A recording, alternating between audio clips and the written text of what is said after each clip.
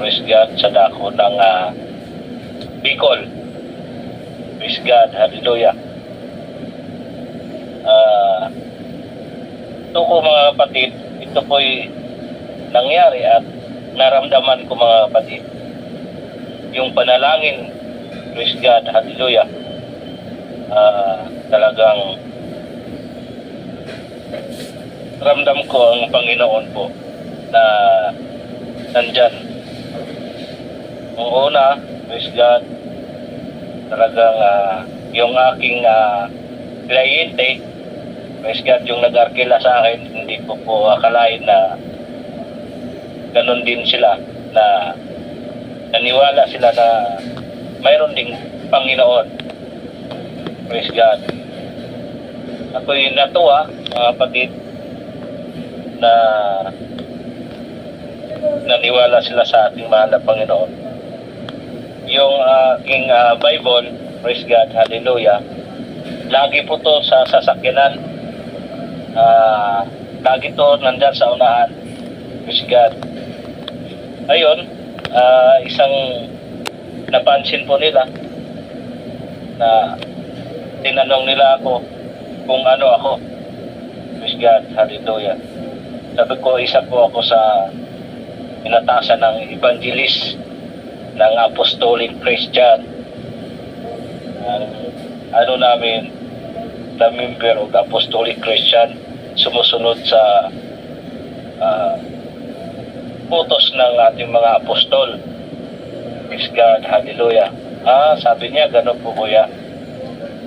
Ayun, sabi niya, manalangin muna tayo bago tayo umalis. Ako'y natuwa mga kapatid.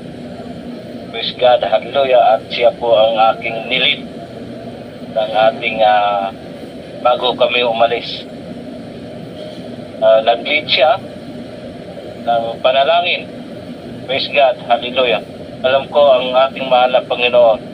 Praise God, hallelujah. Yun nga ang panalangin na paulit-ulit. Praise God, hallelujah, ay baliwala ayon sa Panginoon mga kapatid. Hindi anuhin sa Panginoon. Yung kanyang panalangin, ramdam ko mga kapatid. Hallelujah. Mula nung pinalangin niya ako, praise God, hallelujah, at hanggang sa aming ako, sasakyan, pinalangin niya, hanggang sa traffic mga kapatid, hallelujah. Talagang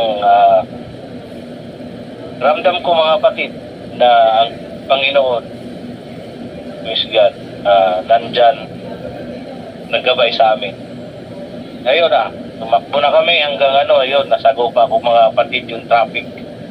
Umalis kami ng alas 10 ng gabi, dumating kami ng doon sa destination namin sa Abugon, mag alas 2 ng hapon. Praise God, sa habang biyahe. Praise God, yung lingkod mga kapatid talagang antok. Praise God. Ako'y nagtaka mga kapatid, ako'y nakakatulog hanggang pag-drive. Pero yung van, ang sinasakyan ay diretso pa rin. Praise God, hallelujah.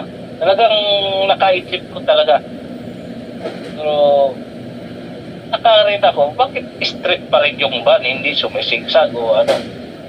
Kaya sabi ko, ang Panginoon, siya na yun ang humawak sa manubila. Kaya malaking gampanin mga kapatid, yung panalangin. Praise God. At yun nga ang sabi ng ating Elder Macoy. Praise God, yung panalangin at yung pagtitiwala sa ating mahal na Panginoon.